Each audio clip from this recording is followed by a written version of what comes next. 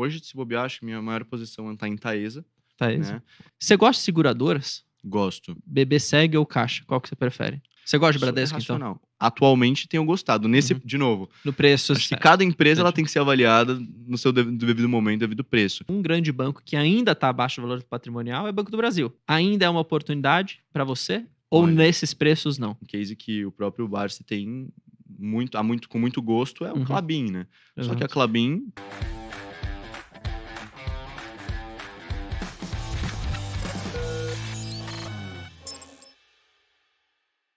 Algumas semanas atrás teve o case do resultado do Bradesco, que fez o negócio cair. Sim. Eu sempre falo com os meninos do escritório, eu falo assim, gente, como que uma empresa, né, o quarto maior banco do país, perde 20% do seu valor de mercado em 2 dias? Você gosta de Isso é Bradesco, então? irracional. Atualmente tenho gostado. Nesse, Uhum. de novo, No preço. acho que cada empresa ela entendi. tem que ser avaliada no seu devido momento, devido preço, né? E hoje, sim, hoje é um momento em que eu tenho comprado e acumulado posições.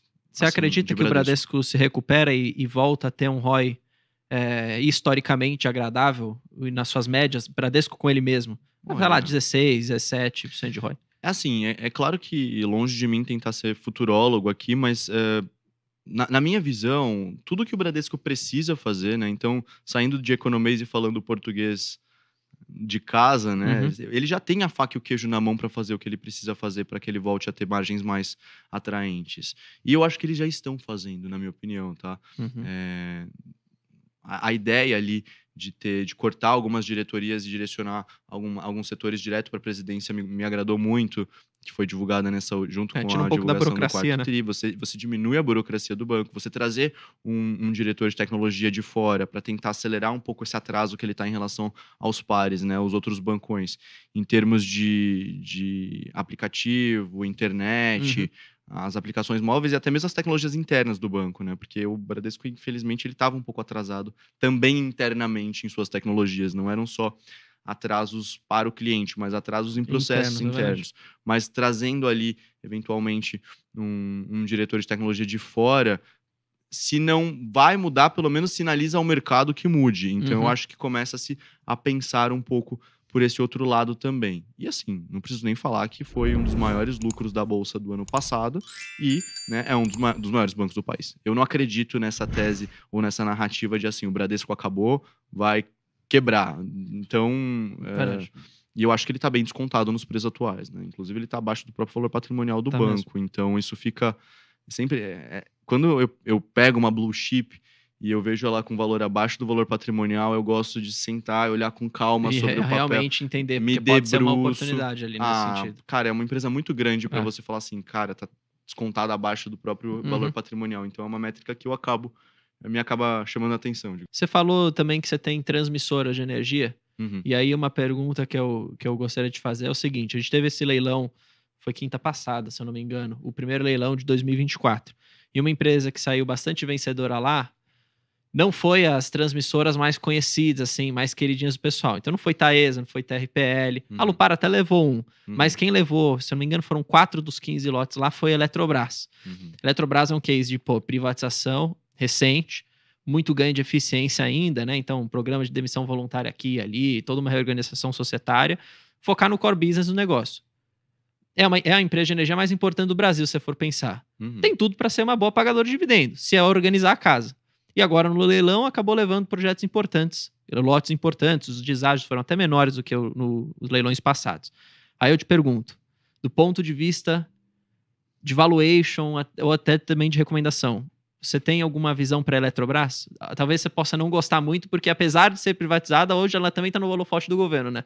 Então os caras estão fazendo de tudo para voltar nas mãos, alguma coisa nesse sentido. Como que você olha essa Cara, aqui? eu sou o tipo de pessoa que eu não gosto muito de fofoca em termos de mercado. Então, sempre Muito que um ruído nesse papel sentido? começa a entrar numa posição muito ruidosa, eu acabo me afastando, a não ser Sentido. que realmente seja um ruído onde ela acabou caindo, obviamente por conta dessa fofoca, como aconteceu com o CEMIG lá em setembro, se não me falha Da a memória. federalização lá. Quando uma simples fala do governador ali, do Zema, ele traz ali alguma questão dentro desse sentido e a Uhum. empresa despenca de novo. A mesma situação do Bradesco, que cai, uma empresa de literalmente mais de 100 bilhões de reais consegue perder 40 de valor de mercado em um dia, e isso me... Quando a gente pensa em termos da empresa como um todo, aí eu volto para aquele Pedrozinho Júnior lá atrás, que queria ser um empreendedor, e Parece fala meio assim, bizarro, né? como é possível um negócio inteiro É verdade. perder 40 bilhões em um pregão? Uhum. Né? E aí a mesma coisa quando aconteceu no caso do CEMIG. Então, quando não é um caso óbvio como esses, onde eu acabei assumindo uma posição em CEMIG naquela época, já vendi inclusive, já me deu ali um lucrinho, já usei para comprar mais as minhas previdenciárias, enfim.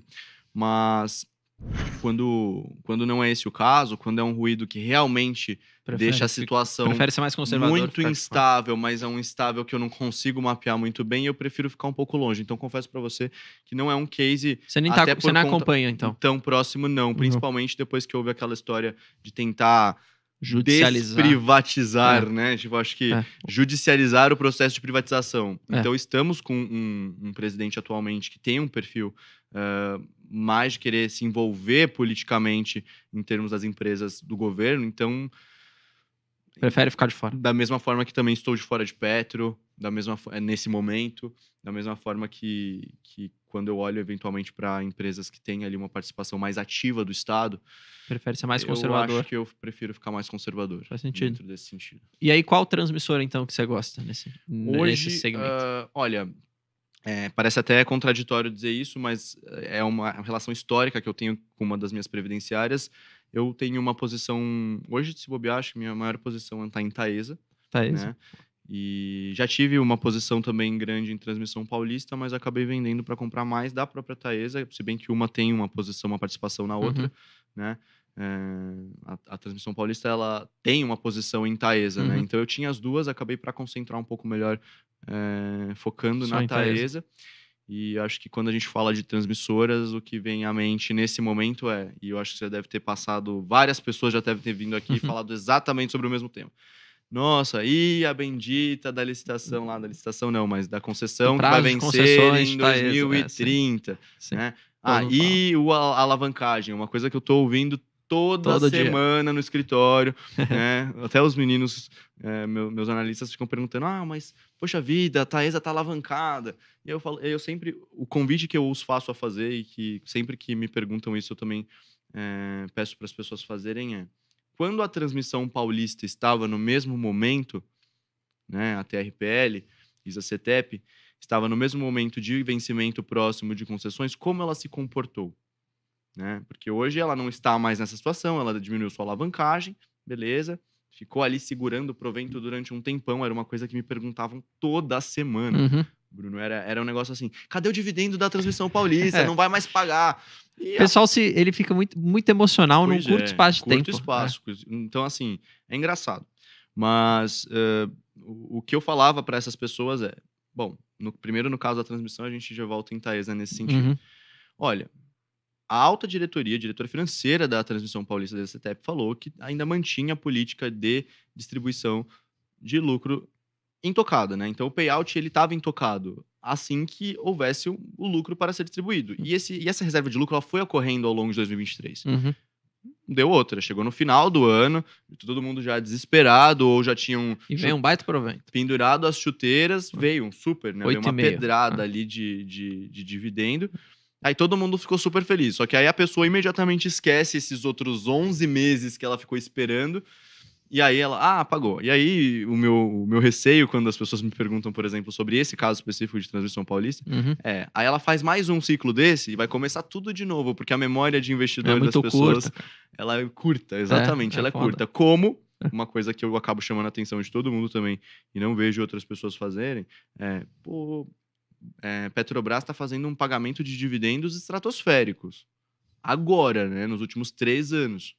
Porque ela ficou, durante os outros todos os anos, tendo uma distribuição de proventos bem ínfima. Claro, pode ser o início de um sonho, né? Pode ser o início de uma grande jornada. Eu, de novo, não posso antecipar o futuro. Mas se a gente olha na média histórica, o passado da empresa, ela não tinha esse comportamento. É verdade. Claro, era uma outra empresa, houve todo um processo de Lava reorganização, Jato. reestrutura não, eu tô dizendo até pré isso tudo, Entendi. né. Então, beleza, tivemos ali um processo horroroso, a empresa foi literalmente pra bacia das almas, mas Uhum. antes disso, em outros momentos gloriosos dela, ela não tinha esse payout. Então eu Verdade. sempre gosto de convidar as pessoas quando elas pensam num ativo, se for pra carteira previdenciária dela, para olhar o E de longuíssimo analisar prazo, mais, é. exato, que é um case totalmente diferente da Vale. A Vale tem ali suas explosões e ficar algum tempo sem pagar nada, mas na média, eu até pedi para os meninos fazerem um estudo disso, e eles chegaram à conclusão de que se a gente conseguisse anualizar ali os últimos 30 anos de Vale, a gente consegue chegar num yield de 8%, que é bem razoável. E é que essa Entre volatilidade altos e existe por baixos. conta do ciclo da commodity, que é No normal, né? caso Normal para esse tipo de do empresa. ferro, é super intrínseco. Então, se você não gosta de altas emoções na sua carteira, é um papel, por exemplo, que às vezes tá bom para mim. Às vezes tá bom pra você, mas vai tá bom para o cliente? Exato. E aí eu acabo Não não necessariamente. recomendando, mesmo eles vindo lá: "Pedro, tá todo mundo falando de Vale, deixa eu comprar Vale, podemos?" Olha, eu acho que você ainda não tá Não, preparado faz para esse tipo sentido. de emoção. Então eu acabo fazendo muito esse filtro também, caso a caso. Mas só concluindo, eu estava falando da Taesa e a Uhum. gente acabou mudando de assunto completamente. Mas a Taesa hoje, ela talvez, aos meus olhos, tá? Ela está no momento hoje que a transmissão estava no momento há 3, 4 anos atrás, onde ela também estava alavancada.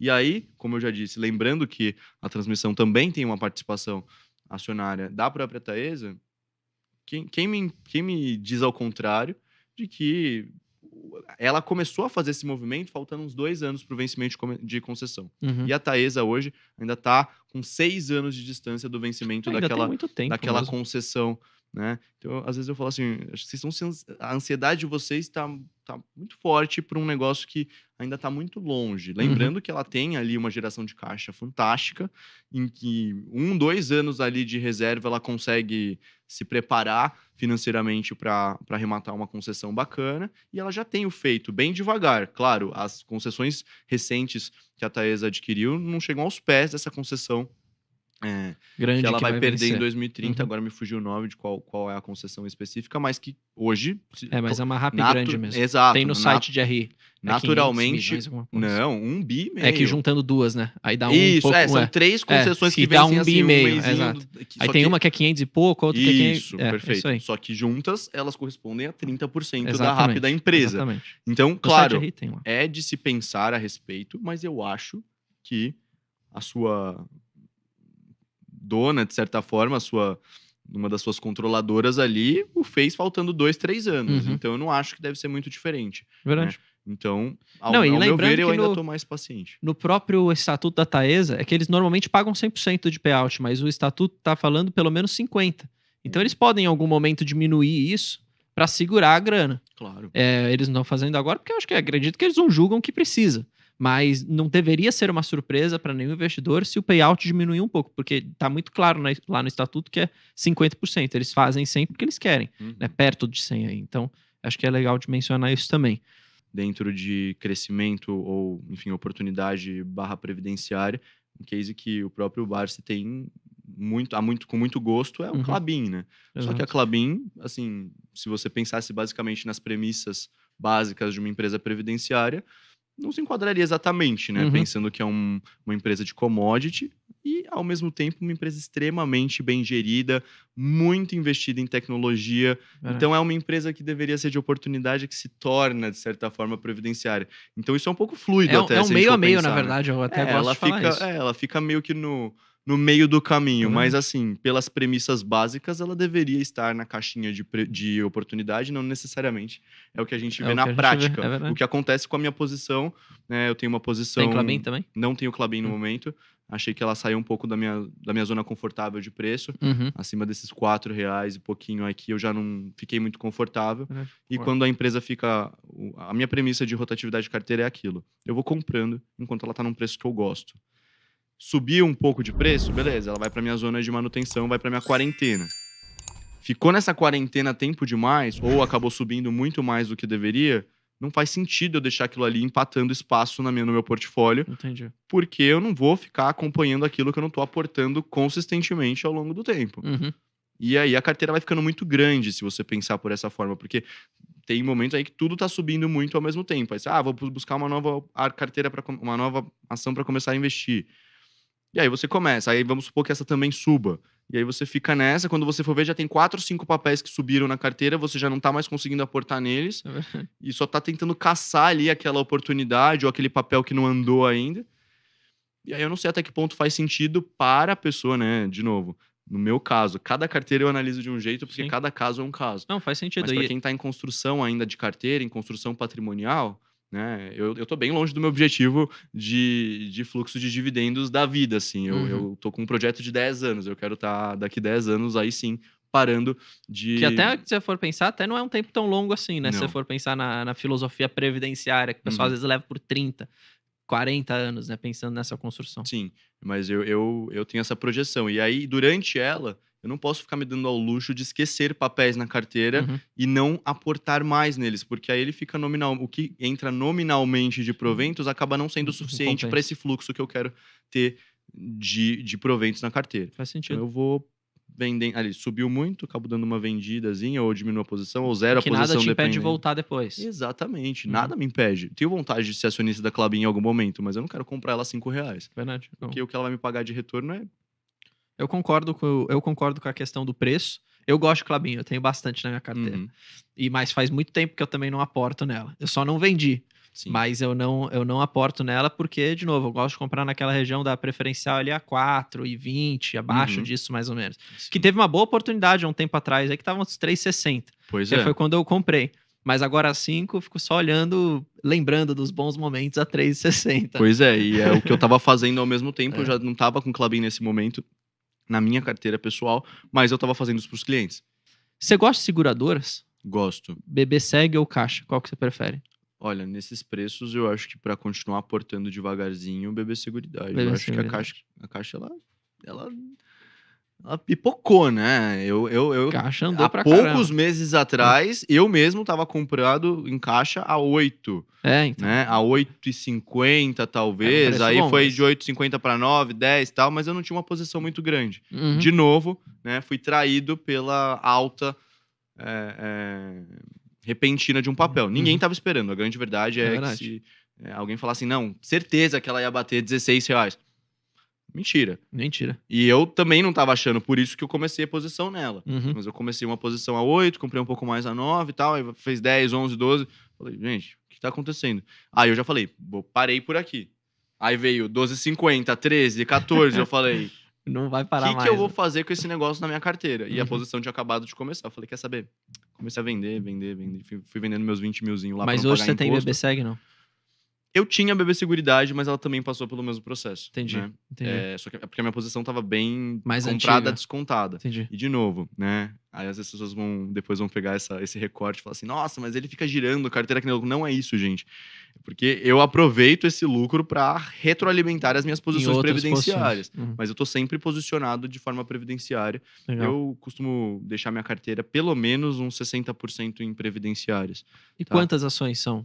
Quantas Hoje, empresas diferentes? Olha, deixa eu pensar assim, esse número de cabeça deve ter uns 8 ou 9 papéis. Ah, tá, não é tanto. Então Não, você não, não, consegue não, não, acompanhar não. bem todos Não, eles. Não é tipo 20? Entendi. Não. Eu cheguei a ter 13 papéis no máximo, mas eu sentei e fiz uma boa reflexão nessa virada de ano, aproveitando inclusive a alta do Ibovespa, eu falei, eu acho que eu quero concentrar um pouco a minha carteira, porque eu acho que tá ficando um pouco difícil de acompanhar ao eu mesmo concordo. tempo e tomar decisões com os meus aportes mensais. Uhum. Porque, enfim, eu tava conseguindo aportar uma quantidade um pouco menor de recurso frente ao que eu fiz nos últimos 2 anos, e eu falei, colocar nessa quantidade isso aqui vai ser um pouco mais complexo. Uhum. Então, que tal pegar alguns papéis que estão muito lucrativos, começar a desmontar essas posições e focar realmente naquilo Aquilo que você que quer mesmo. realmente é o cerne da carteira do investidor. Não, faz Então, eu sentido. acabei deixando ali. Hoje, eu não tenho problema nenhum em falar isso, eu tenho uma posição nova, né, em Bradesco, mas eu tenho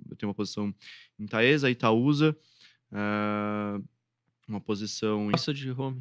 A gente vai chegar Uhum. nessa explicação, mas vamos lá. Santos Brasil, Legal. no setor portuário. Taurus, Armas também. Aí muito também indo em conjunto com a turminha do Do AGF. AGF. Não, mas o case é excepcional também. Uhum. A gente pode falar sobre se quiser. Mas em termos de geração de caixa, de fluxo de caixa livre, para quem gosta de dividendos, é uma mina de ouro, se for É. pensar friamente. É. Não tá no melhor momentum, né? Mas uma mina de ouro. Gerdau, dentro de siderurgia. Fiz uma posiçãozinha em Vale, aproveitando o preço. Não tô conseguindo pensar agora de cabeça se eu tenho alguma outra posição que eu me lembre assim, relevante. Acho que são essas. Mentira, eu fiz uma entrada de oportunidade em IRB agora, nessa faixa de R$38. Mais que isso eu também já não pago. Um grande banco que ainda está abaixo do valor patrimonial é o Banco do Brasil. Fechou o gap, bem, inclusive. Fechou muito. Teve uma época que estava, sei lá, acho que 0,6. Sim. E agora tá 0,95, alguma coisa assim. Até o projetado para 24, pelo menos aqui da Genial, é tipo 0,95. Quase uma vez o valor do patrimônio. Só que, porra, é um banco que tá entregando 21, 22% de ROI. Pois é. E com um dividendo, porra, de mais de 10%, com a perspectiva de aumentar ainda o payout ano que vem, né? Se tudo correr bem. Aí a pergunta que fica é, subiu bem, se as pessoas olham a cotação na tela, subiu pra caramba. E aí eu te pergunto, ainda é uma oportunidade para você? Ou nesses preços não? Nem para mim, nem para quem vá ser aconselhado pela Menegon Capital. Uma coisa que eu falo... Mas por quê? Você acha que tá caro? Repetidamente. O Banco do Brasil ele tem um histórico de negociar, quando a gente usa a métrica do valor patrimonial especificamente, ele tem aquele desconto que é muito relativo aos seus proprietários, né? É um banco, de certa forma, que poderia... Não vemos isso no horizonte recente histórico ser ingerenciado. Não é o que a história recente nos mostra. Pelo contrário. O fato dele ter muitos processos internos acaba mitigando um pouco esse risco de ingerência. Mas sempre há, e eu acho que o mercado faz bem em precificar essa pulguinha atrás da orelha, em relação ao banco, o que hoje não foi um impeditivo para ele chegar nessa relação PVP tão próxima ali do 0 a 0, né? Que seria o PVP 1, ou enfim, qualquer coisa do tipo. Eu acho que ele é um banco fantástico, longe de mim criticar o Banco Bradesco. O Banco do Brasil. Mas assim, eu acho que tem coisas mais baratas ali que parecem, aos meus olhos, oportunidades. Tipo o Bradesco nesse sentido. Nesse momento, sim. Longe de mim querer dizer que o Banco Bradesco é melhor que o Banco do Brasil. Não é. Não é. Tá em outro patamar, é outra estrutura de banco. Mas, de novo, neste momento, eu tenho olhado um pouco mais É interessante ver só o seu pensamento, porque é um pensamento relativo na questão valuation no final do dia. Claro, né? Com certeza. Se às vezes o Banco do Brasil tivesse com um desconto absurdo, você poderia mudar essa sua opinião. Sem sombra de dúvida. Se ele tivesse num preço em que os aportes que eu posso fazer ao longo dos próximos meses comportasse ele dentro de uma margem de segurança saudável, aí com certeza eu estaria comprando invariavelmente o Banco do Brasil, porque ele tem um yield muito bom de proventos. Ele ajuda meu fluxo de distribuição, que me permite aportar mais com muita mais velocidade. E ainda permite você reinvestir para conseguir crescer a carteira mais rápido. É exatamente isso. Inclusive, todo o meu objetivo, né, da construção da minha jornada de investidor é aumentar o fluxo para poder investir mais com o próprio investimento. Né? Parece redundante, mas é usar os proventos desse investimento para continuar fazendo a carteira girar e eu ter menos trabalho de colocar renda ativa, né, e poder usar a renda ativa atualmente para, sei lá, fazer qualquer coisa.